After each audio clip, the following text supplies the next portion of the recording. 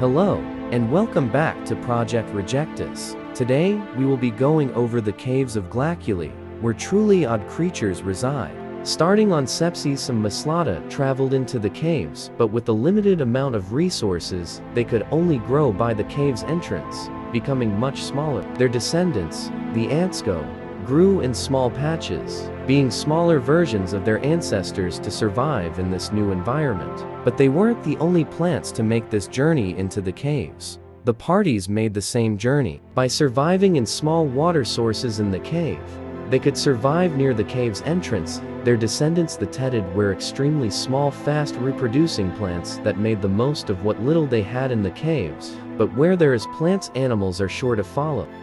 The Parbrum were some of the first animals coming along with the parties. They became fully adapted for life on the caves, losing their eyesight. The Trumpsis was a small omnivore eating both plants and smaller animals. With thicker skin, they could move from pond to pond to find more food in times of scarcity. They weren't the only animals, as others such as the curves soon came as well. Interested in the new plants, their descendants, the Oculsta, lost their vision as well. With their shell growing over them, they scurried across the caves in search of food. Where there is prey, there are predators. And for these caves, a descendant of the Malium took that position. The Greer could change colors like their ancestors, but had advanced it into changing between different shades of gray. They mostly relied on smell to find their prey, eating any small animal they could find. Now, let's see how the same event happened on Glanum. Staring with the Trillium growing in small amounts by the cave entrance, their descendants, the Rumsum, became taller, leaning towards the sunlight to get as much as possible. With these plants constantly competing for resources, they had a bit of distance between them compared to other plants. The Nixilus were some of the first to follow this new food source, with two descendants sharing similar features such as bigger tusks and smaller eyes, relying more heavily on smell to survive their new environment. One of these, the Dentrum, had almost no eyes, with their eye stalks almost gone. They used their bigger tusks to defend themselves, going for a much bulkier route to defend themselves from predators. Their distant cousins, however, the Odamus, went for a different route. Since their predators relied heavily on smell, they instead developed a pungent odor they could shoot out, much like skunks on Earth, to deter predators away. To show this off, they had a black and gray pattern to act as a warning of their foul smell.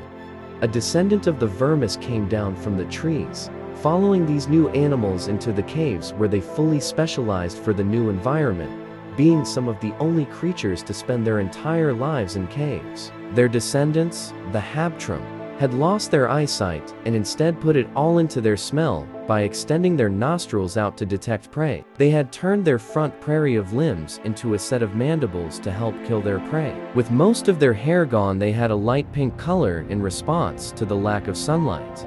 The Bumsum had followed these new animals into the caves. Due to the lack of a creature to eat the dead animals, they thrives down here. But that wasn't enough, so their descendants, the Rimsum, instead acted earlier. Their spores would attach to smaller creatures like Rumsum and grow on them, acting as a parasite. They would eat away at their hosts before eventually killing them and growing out of their bodies to release their spores and start the process again.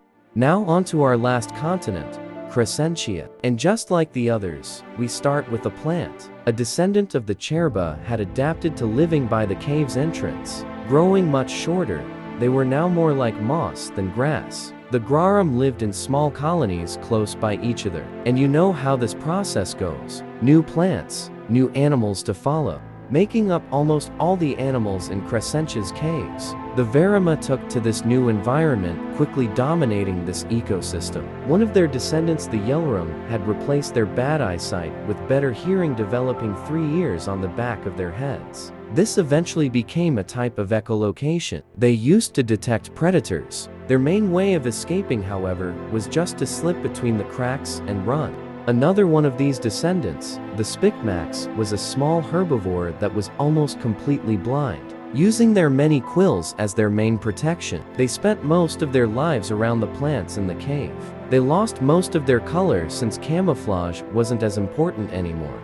Another descendant, the Cruspit, were predators in these caves, having made their head into an exoskeleton-like area. Their heads were extremely sturdy with more finger-like structures on their mouths to hold onto their prey. With all the Verima in the caves, of course, the Rejectus followed. While it didn't make much changes their descendants, the Rumti had become paler, slimmer, and faster to catch their prey, mostly relying on their speed for hunting. Their only real enemies were the crustaceans that fought with them constantly.